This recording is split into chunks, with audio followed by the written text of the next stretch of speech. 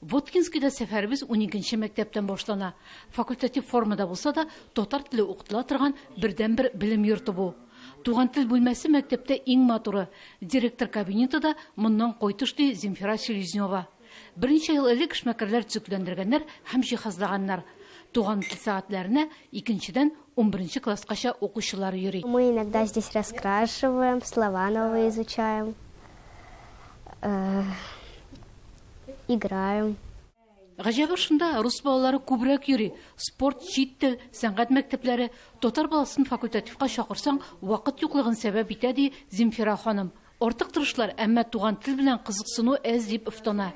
Ә башка милләт балаларына мондагы өстәл уеннары, милли бәйрәмнәр, чәй эчүләр ошый, йөриләр, татар телен өйрәнәләр. Земфира Селезнева биредә 37 ел музыка укыта, 9 ел дәвамында татар телен саклап килә.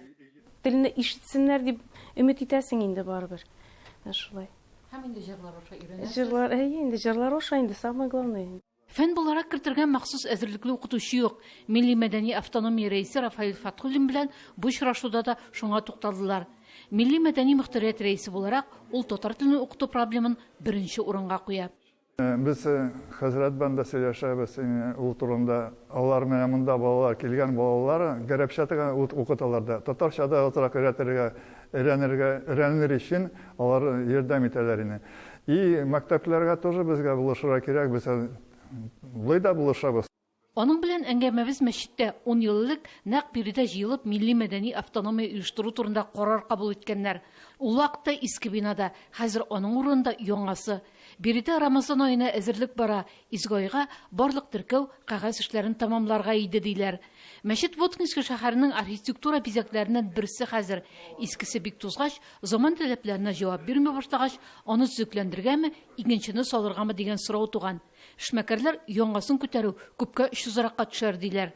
Ел ярымда күтәреп тә куялар. Ул гына да түгел, мәчетен тотуның барлык чыгымнарын үз өсләренә алалар. Иске мәчеткә әтиәниләр йөрсә, монсына инде үзләре, балалары, оныклары йөри. Безнең шәһәребездә сон буенча караганда татарлар барлыгы 3000 кеше генә. Менә 100 мең шәһәрдә 3000 татарлар. Менә мәчетебезгә 100дән артык ир кеше килә. Бу әз түгел. Димәк, безнең татарлар 100% булмаса да 50дән артык проценты мәчеткә йөрүчеләр. Мөхәммәд Нур хәзрәт милли мәдәни автономия әгъзасы. Милли оешманың төп юнәлеше тенне, динебезне, гореф-гадәтләрне саклау.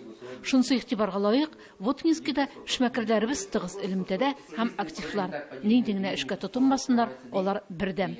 Мәчеткә дә булышырга, и кешеләргә булышырга, и школга булышырга менә 12-нче. Ну и вообще без проводить мероприятия. Һәр ел быел только безнең менә тыелны инде 20-нче елны булып чыкмады. Без постоянно монда артистларны китерәбез. Казаннан аткызаннар артистларны, бик әйбәтләрне, кешеләрне җыеп, аларга концертлар ясыйбыз әйбәтне шулай. Быел да планируем. Надеюсь, что эпидемия узып китәр, пандемия, и тан рөхсәт итәрләр һәр кешеләрне җыярга. Сабантуй обязательно. Катыр юлда без Рафаэль әфәнде белән татар зиратына кагылабыз. Аның тирәли кыйма тотканнар. Киләсе җәйдә бу эшне дәвам итәселәр. Воткинскийда милләттәшләребез 3000 генә булса да үрнәк булырга омтылалар. Ә иң мөһиме, киләсе көздә җан исәптә шушы санның чынга тәңгәл булуы. Ул вакытта милли мәдәни автономияның эше дә игътибарга лаек дияргә була. Удмуртияның Фәнзия Зәйтдинова, татарлар.